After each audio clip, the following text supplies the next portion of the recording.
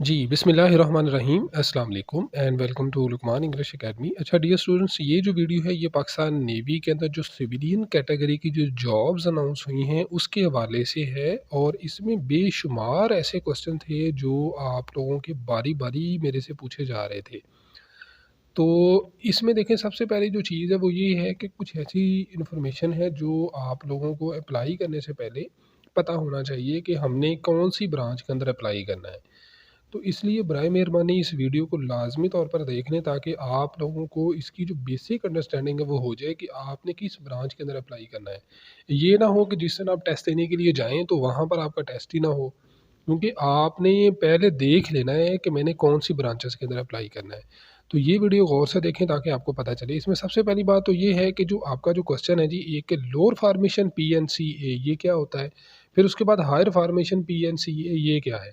और इसी तरह से कि कौन से सिटी के लिए आप अप्लाई कर सकते हैं, और फीमेल और मेल किस ब्रांच के अंदर अप्लाई कर सकते हैं, और अप्लाई करने से पहले आपके पास कौन सा कोर्स होना लाजमी है।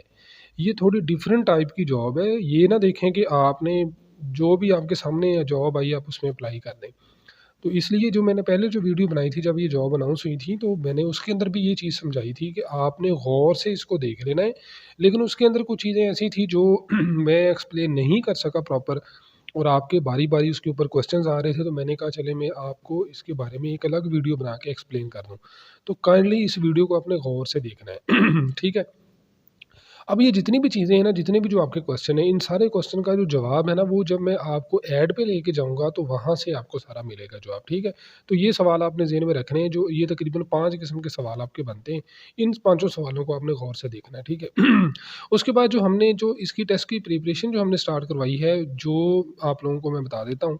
हमने LDC, UDC, data entry operator और जो पुलिस कांस्टेबल है, ये सिर्फ़ 4 ब्रांचेज़ की तैयारी हम करवा रहे हैं। अगर आपने इसके अंदर अप्लाई किया है, अप्लाई करने से पहले या अभी आपने अप्लाई करना है, तो ये वीडियो गौर से देखें, फिर ही अप्लाई करें और फिर ही इनकी जॉब के लिए हमसे तैयारी करें, ठीक है? ओके स्टूडेंट, अभी हम आगे हैं ऐड के ऊपर। तो इसमें देखें, सबसे पहली जो बात थी वो ये है कि आपने यहाँ पर हायर फार्मेशन के बारे में क्वेश्चन पूछा था, ये हायर फार्मेशन क्या होता है? अब देखिए यहाँ पर जो लिखा हुआ है ना कि असामिया बराए नेवल हेडक्वार्टर, ये एनएचक्यू की जॉब्स हैं, यानी नेवल हेडक्वार्टर इस्लामाबाद की। तो अब जो नेवल हेडक्वार्टर इस्लामाबाद की जो जॉब्स हैं तो ये कोशिश करें वो लोग जो कि इस्लामाबाद के करीब तरीन एरियाज़ के अंदर हैं, ठीक है? आई मीन टू से कि यहाँ पर जिन्होंने अप्लाई करना है, ये जो सारी कैटेगरी आपको नज़र आ रही है, यहाँ पर मैं आपको थोड़ा इसको समझा देता हूँ। ये जो कैटेगरी आपको नज़र आ रही है, ये सारी जो कैटेगरी है, इस कैटेगरी की जो जॉब्स की जो आप लोगों की पोस्टिंग होगी ना, वो नेवल हेडक्वार्टर में होगी, हायर फार्मेशन में। इसको हम कहते हैं हायर फार्मेशन, ठीक है?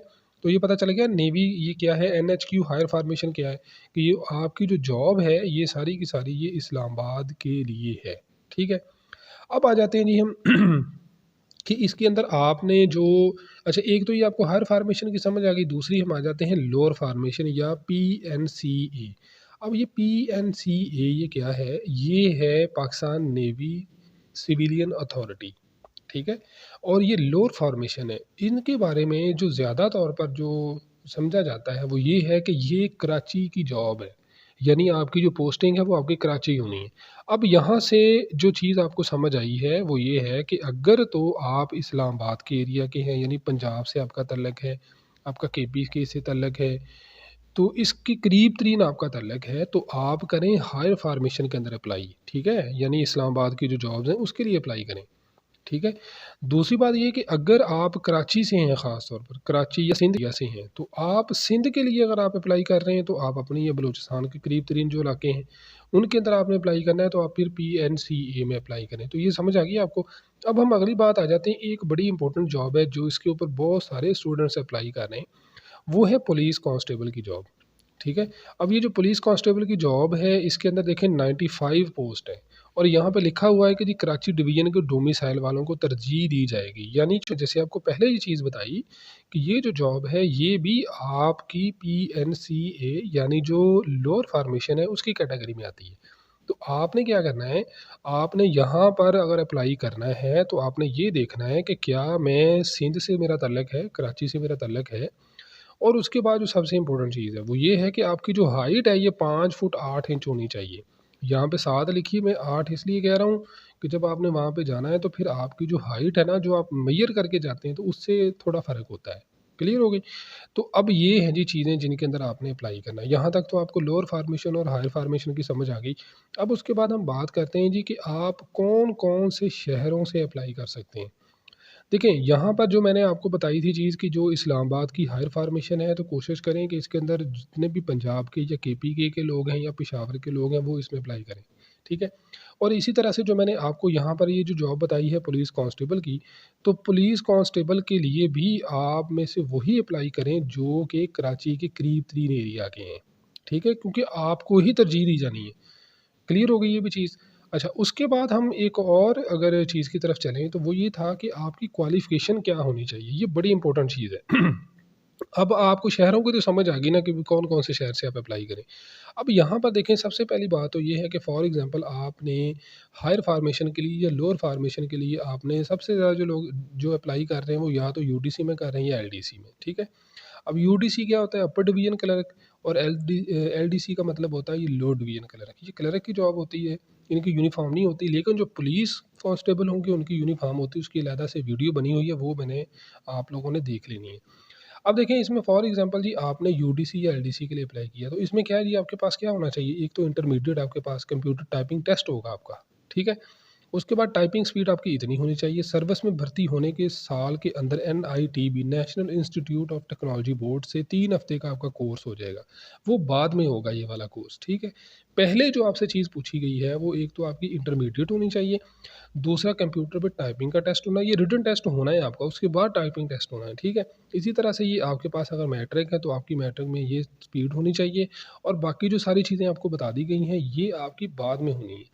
लेकिन फ़िलहाल जो आपका टेस्ट होना है वो रिटन टेस्ट होना है, उसमें इंटेलिजेंस टेस्ट होगा, इंग्लिश का होगा, जनरल नॉलेज का टेस्ट होगा, और छोटे-मोटे जो क्वेश्चन हैं वो आ जाते हैं फिज़िक्स के और मैथ के।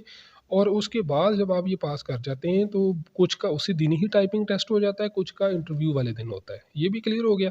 तो अब यहाँ पे आपको समझ आ गई कि आपके पास अब यहाँ पे जिन्होंने एलडीसी या यूडीसी में अप्लाई करना है उनके लिए मेरी सजेशन है कि आपके पास अगर टाइपिंग स्पीड है तो ही इसमें अप्लाई करें।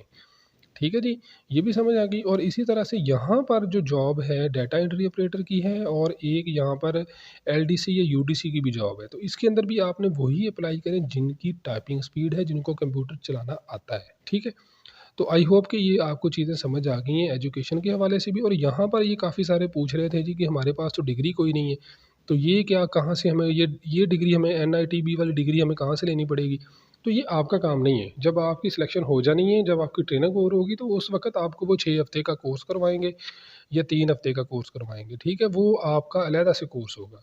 तो ये आपके साथ नहीं, अभी आपके पास क्या होना चाहिए, मैट्रिक की डिग्री या इंटरमीडिएट होनी चाहिए, आपकी टाइपिंग स्पीड होनी चाहिए, और रिटन टेस्ट पास करना है आपने। समझ आ गई? तो आई होप आपको समझ आ गई होगी। इसके बारे में जो रिटन टेस्ट सिलेबस होता है, और पुलिस कांस्टेबल क्या होता है, यूनिफ़ॉर्म क्या होती है, इनके ऊपर सब के ऊपर ऑलरेडी हमारी वीडियोज़ मौजूद हैं, आप उनको वॉच कर सकते हैं। आई होप आपको ये सारी चीज़ें समझ